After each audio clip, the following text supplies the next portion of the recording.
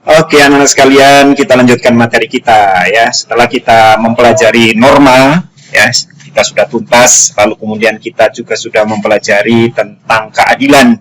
Nah, sekarang kita pelajari apa hubungan antara norma dan keadilan. Ya, anak sekalian, kalian sudah tahu? Ada yang bisa menjawab? Bagaimana? Apa hubungan antara norma dengan keadilan? Ingat, yang lalu kita secara sederhana mengartikan norma adalah peraturan. Norma adalah peraturan. Sementara keadilan adalah keadaan yang tertib, jujur, tidak berat sebelah, tidak sewenang-wenang, memperlakukan orang sesuai dengan haknya, dan lain-lain. Oke. Kalau belum bisa menjawab, perhatikan terus penjelasan dari Bapak. Iya, itu motivasi itu nanti kita belajar. Ada proses latihannya. Nah, anak sekalian, kita sudah pernah mempelajari tentang manusia adalah makhluk sosial sekaligus sebagai makhluk individu. Ya, di awal-awal kita belajar di bab 2 ini, kita sudah berbicara tentang makhluk sosial dan makhluk individu. Manusia sebagai makhluk sosial adalah bahwa manusia tidak bisa lepas dari manusia yang lain. Manusia pasti memerlukan orang lain. Manusia pasti perlu pertolongan orang lain. Manusia tidak bisa, manusia adalah makhluk yang bermasyarakat. Nah, karena manusia ini makhluk yang tidak bisa terpisah dari manusia yang lain, akhirnya manusia selalu bergaul dengan manusia yang lain. Nah, dalam pergaulan ini, anak-anak sekalian, perlu diingat bahwa sebagai makhluk individu, manusia itu punya keinginan, punya cita-cita, punya kemauan yang berbeda dengan manusia yang lain.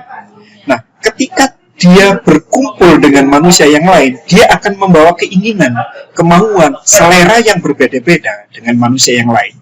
Sehingga ketika manusia berkumpul dengan manusia yang lain, ini akan terjadi gesekan, perselisihan, ketidaksepahaman.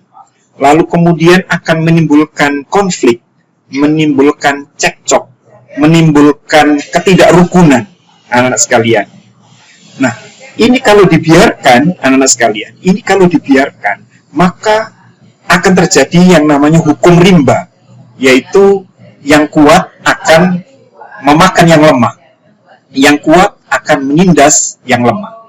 Hukum rimba itu artinya hukum yang berlaku di hutan. Kalian pernah mendengar kata Lion King ya, singa sebagai raja hutan. Kenapa disebut raja hutan? Karena dia paling kuat. Nah, kalau manusia juga bisa sama itu. Ketika terjadi gesekan antara manusia yang satu dengan yang lain dan dibiarkan bebas, maka akan terjadi hukum rimba. Yang kuat akan memakan yang lemah, yang kuat akan menindas yang lemah. Oleh Aristoteles disebut sebagai homo homini lupus, yang kuat akan menindas yang lemah. Nah, karena manusia ini makhluk yang berakal, maka kemudian manusia berpikir, bagaimana agar tidak terjadi seperti yang di hutan? Maka manusia memerlukan peraturan. Untuk apa peraturan? Untuk menjaga hak-hak manusia yang satu agar tidak dilanggar oleh manusia yang lain. Agar tidak terjadi yang namanya tadi homo homini lupus. Yang kuat akan menindas yang lemah, yang kuat akan menerkam yang lemah. Ya, maka harus ada peraturan. Dengan adanya peraturan, apa yang boleh, apa yang tidak boleh, apa saja sanksinya, maka manusia akan takut, enggan untuk melakukan pelanggaran hak orang lain. Nah, dengan demikian, maka terjadilah kehidupan yang rukun, yang serasi, yang seimbang, di mana manusia akan menghormati hak orang lain karena takut adanya sanksi, Dan sanksi itu ada di dalam peraturan. Dengan adanya peraturan, maka manusia akan takut melakukan pelanggaran, akan takut melakukan kesewenang-wenangan, akan takut melakukan perampasan hak orang lain.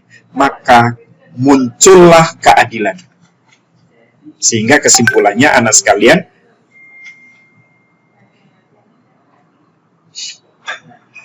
jika norma atau peraturan dilaksanakan dengan baik oleh semua lapisan masyarakat, maka akan tercipta keadilan.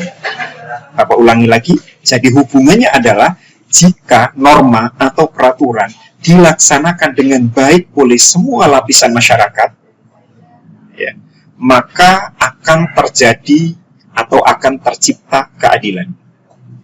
Sebab dengan peraturan dilaksanakan, maka hak setiap orang akan dijaga dan dijamin oleh peraturan.